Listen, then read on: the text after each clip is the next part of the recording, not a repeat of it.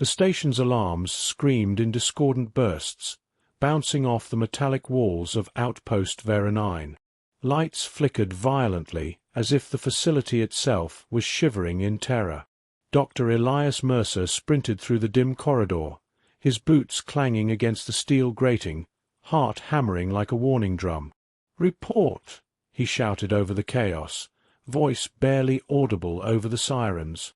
His team, scattered in panic, struggled to maintain composure. Some were frozen, staring at the energy readings on their monitors as if those bright green lines were a prophecy written in blood. "Containment breach. Level Omega." Lieutenant Caravos shouted, her voice shaking. Her fingers danced frantically over the control panel, trying to seal the doors that had been ripped open from the inside. It's awake." Mercer skidded to a halt. "What do you mean it's awake? Are you telling me the creature in Chamber 13 is?" A violent shudder ran through the floor, throwing him against the wall.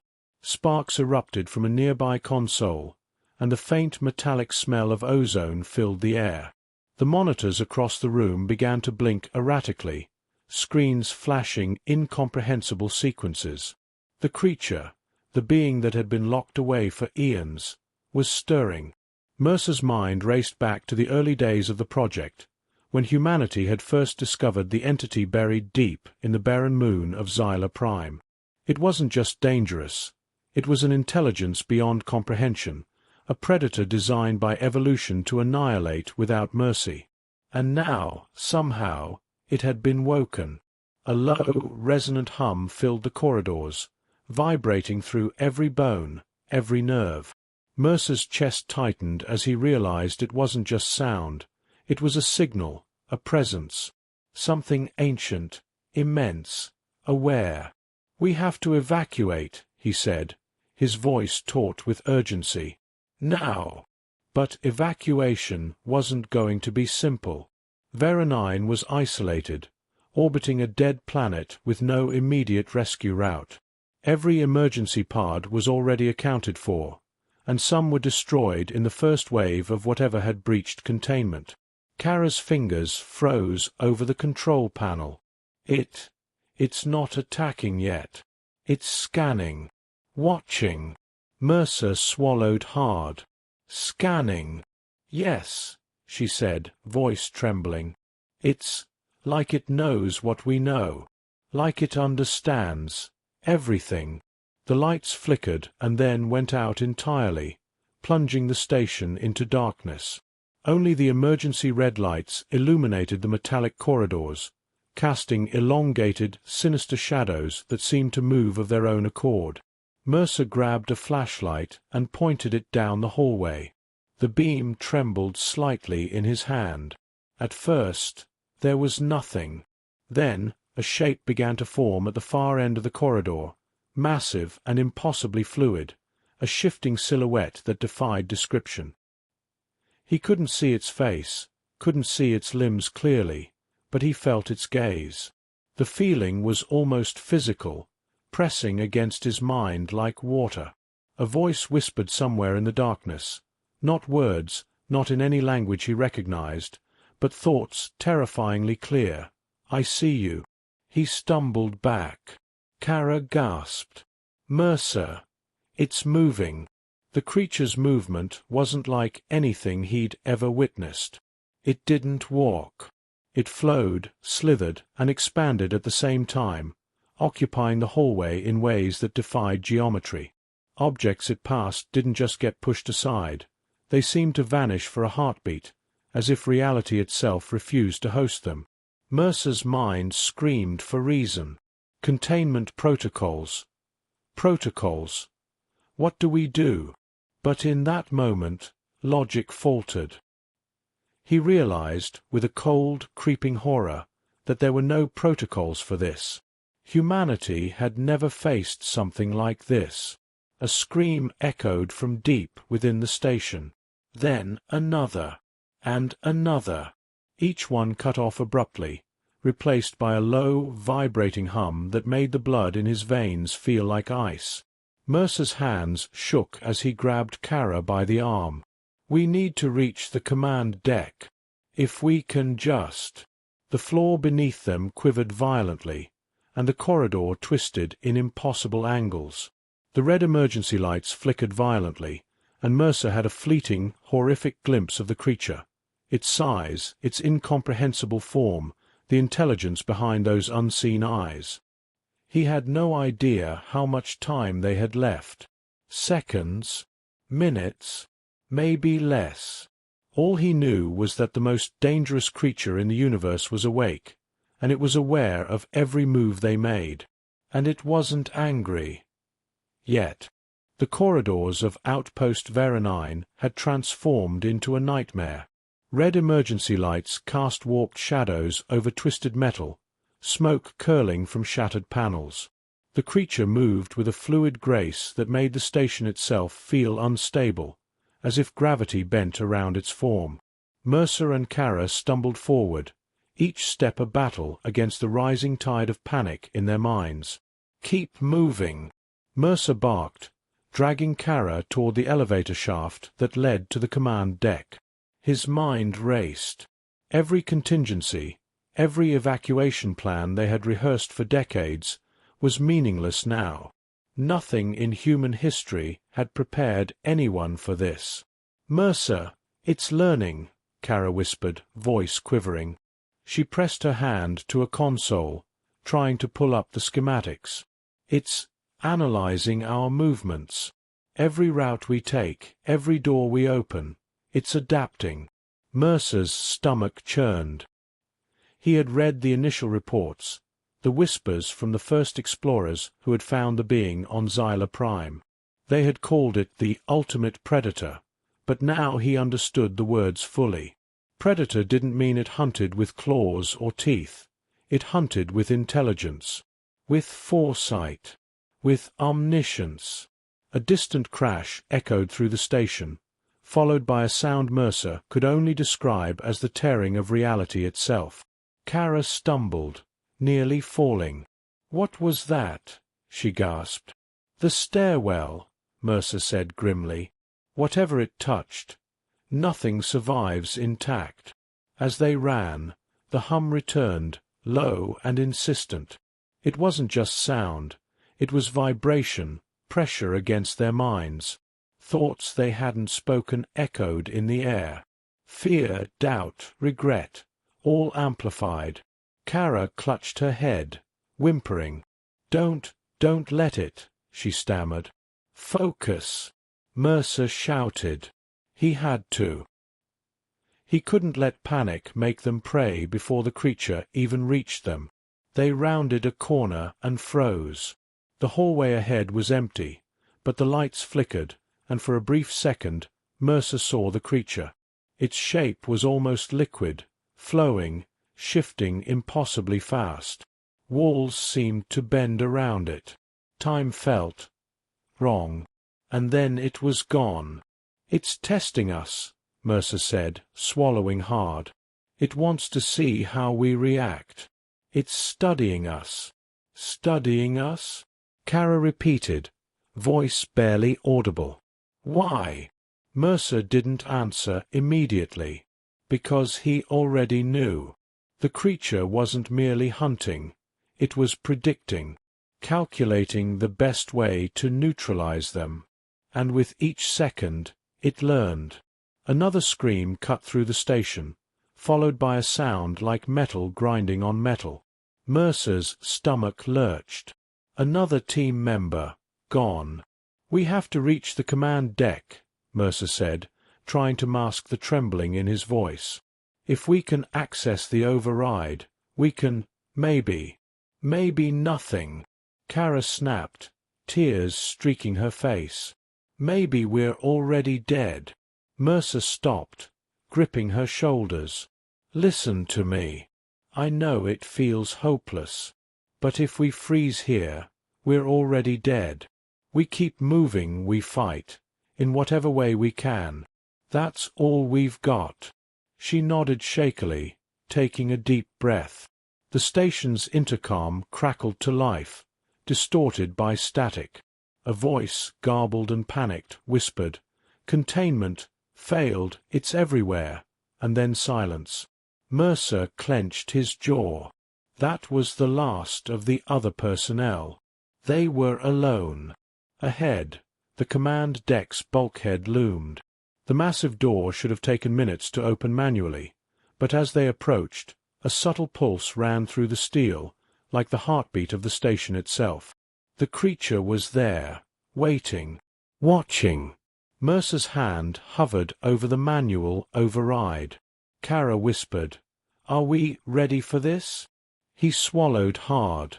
"We don't have a choice."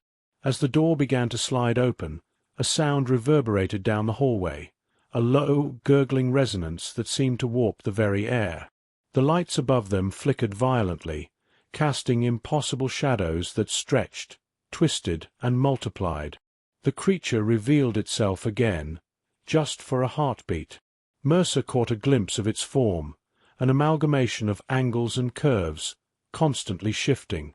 Eyes? Perhaps. Or maybe they were illusions, mirrors of their own fear. Its presence was suffocating, pressing into his thoughts, into the very fabric of his mind. He staggered back, heart hammering. It's more than a predator. It's everything. And it knows us. Kara grabbed his arm. "We have to go. Now." They plunged into the command deck, slamming the bulkhead shut behind them. The creature's hum lingered outside, vibrating through the metal like a living nightmare. Mercer hit the console, pulling up emergency protocols, override sequences, anything that might give them a chance. Outside, the station trembled. Walls warped, lights blinked out, and a guttural, incomprehensible roar echoed through the corridors. It wasn't just a sound, it was a message. "I know you. I will find you." Mercer's hands flew over the controls. They had minutes, maybe seconds. He didn't know if they could stop it, but he knew one thing. Hiding was no longer an option. The creature was awake, and it had begun the hunt. The command deck was barely functional. Consoles sparked, screens flashed incomprehensible codes, and the station itself groaned under the unseen pressure of the creature outside. Mercer's fingers flew over the controls, trying desperately to stabilize what little remained. Kara stood behind him, pale, clutching her arm as if sheer will could shield her from the alien intelligence beyond the bulkhead. "We don't have much time," Mercer muttered, his voice low. "It's manipulating the station. Every system, every corridor. It's alive to it." Kara swallowed hard. "Alive? You mean it's controlling it?" Mercer didn't answer immediately, because he knew it was worse than that. The station wasn't just being controlled, it was being rewritten. Walls shifted, gravity distorted, air ducts stretched impossibly long, and sections of the floor seemed to vanish and reappear. Reality was bending around the creature. A monitor flickered and went dark, then a single word appeared, impossibly clear in glowing letters. "Run." Kara stumbled back. What does that mean?" Mercer clenched his jaw. "It means we're already being watched. And studied. Every thought, every fear, it knows." The hum outside deepened, vibrating through their bones. The command deck shivered violently, throwing both of them to the floor. Mercer grabbed a handhold as sparks rained from the ceiling. A low, guttural sound echoed, like metal grinding against itself, yet carrying a pulse, a rhythm that felt almost conscious. "Mercer," Kara whispered, "I think it can get inside our heads." He froze. The thought wasn't absurd.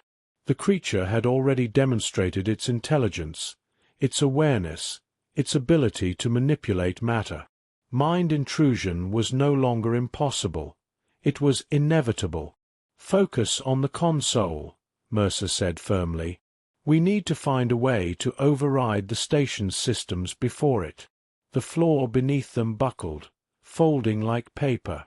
The room stretched and elongated, and for a horrifying instant, Mercer felt the edges of his perception blur.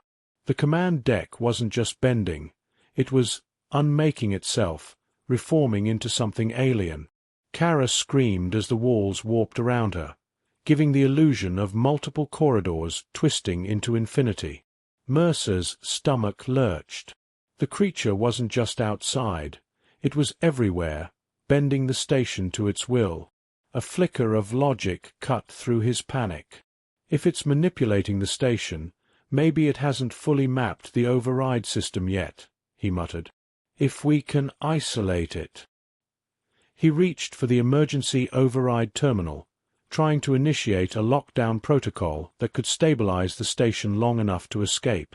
The screens flashed violently, then froze on a single, impossible image. Their own faces, projected in three-dimensional holographic forms, twisting, merging, and multiplying. Kara gasped. It's showing us ourselves. Mercer swallowed hard. It's learning fear. Our reactions. It's predicting what we'll do next. Outside, the metallic groaning escalated to a terrifying roar. The bulkhead rattled as if something immense pressed against it. Mercer could feel the vibrations through his bones, through the floor, through the very air. Suddenly, a panel burst open behind them. Sparks and smoke poured into the room, and for a split second, Mercer thought he saw the creature, just a blur of impossible shapes, slipping through the debris. It's trying to get in. Kara screamed. Mercer grabbed her arm. No, don't give it that satisfaction. Focus. He pulled up a manual schematic of the station, trying to find a route that hadn't yet been manipulated. But every corridor seemed to twist before their eyes, forming dead ends or looping back on itself. The station was no longer a predictable structure. It was an extension of the creature's will. A low, vibrating hum began again, penetrating their minds with an unspoken, inescapable message. I am inevitable. Mercer's teeth clenched. He couldn't let despair take hold.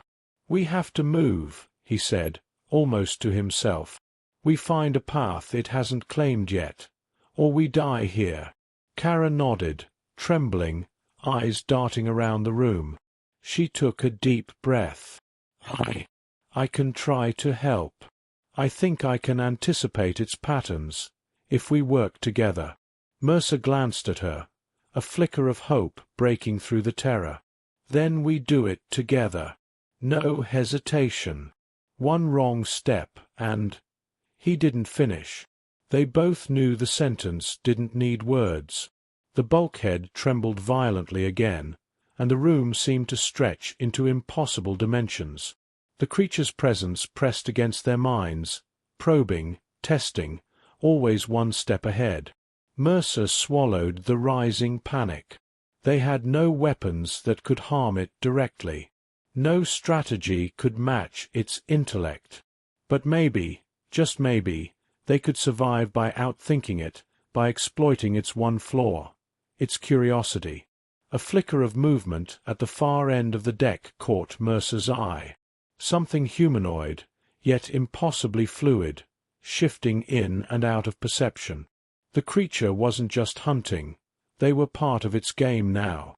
And the game was just beginning. Mercer's hands hovered over the console, sweat stinging his eyes. Every flicker, every distortion of the station's corridors, told him the creature was close. Too close. The command deck had become a cage, its walls bending and twisting as if reality itself had become fluid. "We can't stay here," Kara said, voice trembling. "It's..." Before she could finish, the bulkhead shuddered violently. Sparks flew, and a metallic groan echoed through the room. Mercer barely held himself upright as the floor beneath them buckled. He swallowed hard. "We leave now. We take the central transport tunnel. If we can reach the escape pods, we might have a chance." Kara's eyes widened. The transport tunnel? That's practically a death trap. The corridors. Mercer cut her off. I know. But the rest of the station is already compromised. If we wait, it finds us.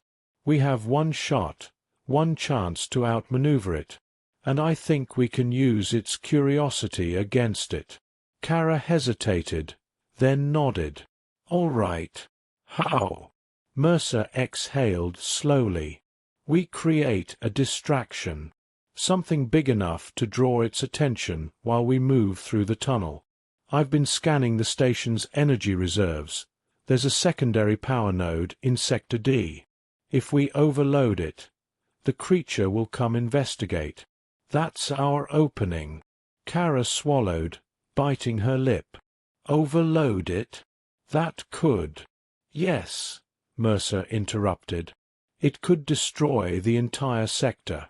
But if we don't try, we're dead anyway. They sprinted through the warped corridors, dodging flickering walls and shifting metal that seemed to defy geometry. The station groaned under the weight of the creature's presence, and the low hum vibrated through every fiber of their bodies. At the edge of Sector D, Mercer located the power node. Its core pulsed with unstable energy, wires sparking. He hesitated for a heartbeat. One wrong move could vaporize them both. But there was no turning back. Stand back, he warned Kara. This has to work. He accessed the control panel, inputting the override sequence to divert energy into the main conduit. Sparks erupted, and the station trembled violently. The lights flickered, casting warped shadows across the walls. Then, a low, resonating growl echoed from deep within the corridors. It's coming, Kara whispered. Mercer pressed the final command.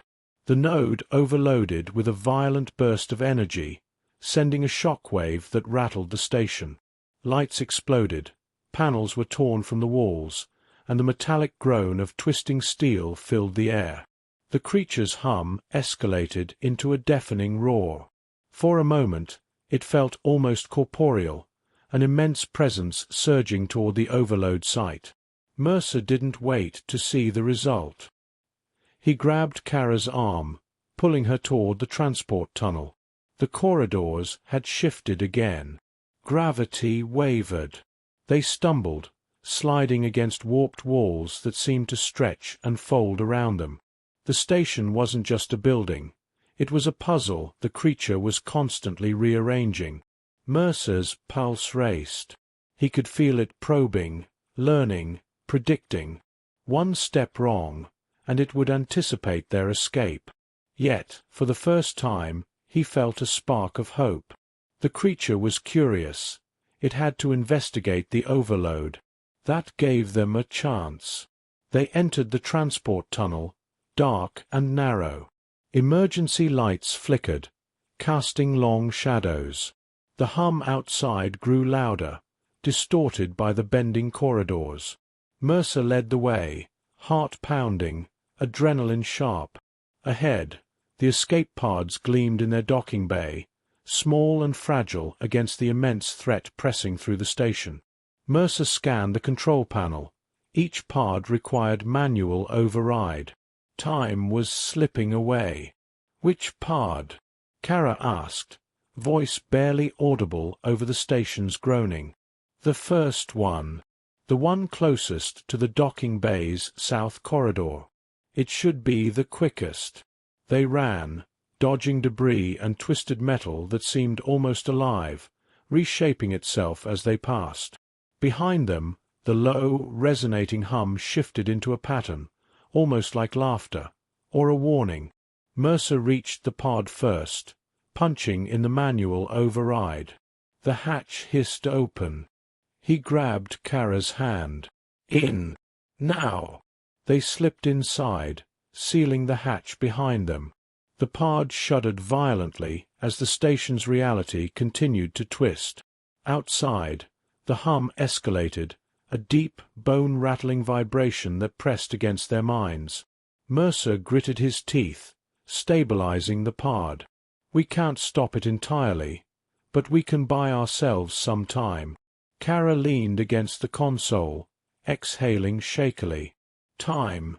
That's all we have?" Mercer nodded. "And it's enough for now. Enough to survive. And fight back. If we can reach the research archives on Xyla Prime, maybe, just maybe, we can find a weakness." The pod launched into the docking bay, escaping the immediate reach of the creature. But as the station warped behind them, Mercer knew the truth. This was only the beginning. The most dangerous creature in the universe was awake, and it had survived long before humans existed. Humanity had not yet measured the scale of the threat. And now Mercer and Kara were the first to face it, and possibly the last to escape. The escape pod jolted violently as it left Outpost Veronine behind, drifting through the void toward Xyla Prime. Mercer gripped the controls, knuckles white, while Kara clutched the console, eyes wide with exhaustion and terror. The station they had left behind groaned one last time, warped and twisted as if reality itself had been unmade, before vanishing into the void. But neither of them felt relief. The creature was still awake, still aware, and now it would follow. Mercer exhaled, forcing himself to focus. "We've survived the first encounter. That's something. But the real test is just beginning. Xyla Prime holds the research archives. If we can access them, we might find its weakness." Kara swallowed hard. "Or we'll die trying." Mercer didn't argue. He didn't have to. The truth was etched into every line of her face. There was no guarantee. Only survival, and only by outsmarting something that was smarter than anything humanity had ever faced. Hours passed, or maybe minutes. Time had felt strange aboard Veronine, and Mercer suspected it would never feel normal again. The pod hurtled toward the barren moon, its navigation systems trembling under the residual interference left by the creature. Finally, the surface of Xyla Prime came into view, jagged mountains of black rock, cratered plains, and the skeletal remains of ancient alien machinery. The research archives were located in a subterranean complex carved into the largest crater. It was the last stronghold of knowledge that humanity had salvaged before the entity had been awakened. Mercer guided the pod to a precarious landing. The surface was rough, the gravity slightly lower than Earth's, and every step outside the pod sent rocks skittering across the plains. The silence was almost worse than the chaos of the station. "Stay close," Mercer whispered. "It can sense everything we do, but here, we might have a chance to hide." They made their way toward the entrance of the underground complex. The metal doors were ancient, scratched and dented from centuries of neglect. Mercer interfaced with the control panel, bypassing old security protocols. With a hiss and a grinding groan, the doors opened. Inside, the archives stretched before them, endless corridors lined with storage units, holographic projectors flickering weakly, and databanks filled with knowledge humanity had scavenged over decades. Mercer and Kara split up to search, moving as quietly as possible. Hours passed. Mercer combed through schematics of alien technology, experimental weapons, and containment protocols. And then he found it, references to the entity, centuries old, labeled only as the Apex. Notes suggested it was not a creature that could be destroyed by conventional means. But there were mentions of energy modulation, ways to disrupt its perception of reality. Kara found her way to a separate terminal. "Mercer, it's coming." He didn't need to look. The subtle vibrations, the hum that had haunted their minds, was now here on the moon, pressing down through the rock itself. The Apex had tracked them. Mercer grabbed a portable energy modulator from the archives. "We can't fight it directly," But we can confuse it, make it perceive false corridors, false paths, disorient it long enough to escape. Kara's eyes widened. You mean, trap it in its own mind? Mercer nodded. Exactly. But we have to act fast.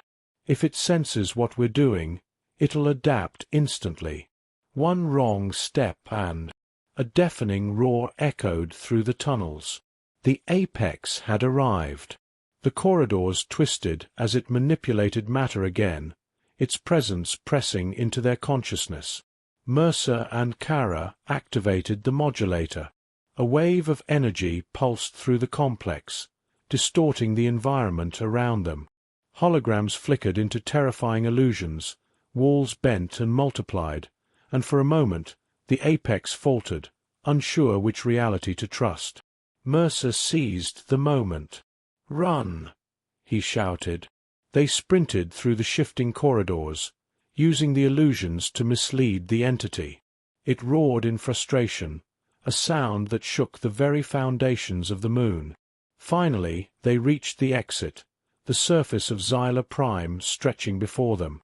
The apex, momentarily trapped in its own confused perception, hesitated, just enough. They jumped into the pod, launching into orbit. The moon fell away beneath them, barren and silent. Behind them, the apex emerged from the tunnels, a shifting, incomprehensible mass, aware of the escape, but for now contained by the modulator's energy pulse. Mercer exhaled, collapsing into his seat. "We made it, for now." Kara looked at him, exhausted but alive. "For now," she echoed. The apex was awake. Dangerous. Perhaps unstoppable. But for the first time, Mercer realized humanity still had a chance, through intellect, courage, and the relentless will to survive. The universe was vast, deadly, and they had just begun to confront its most dangerous secret. And as the stars stretched past the pod's viewport, one truth lingered in their minds. The creature had been awakened, and humanity had survived to fight another day.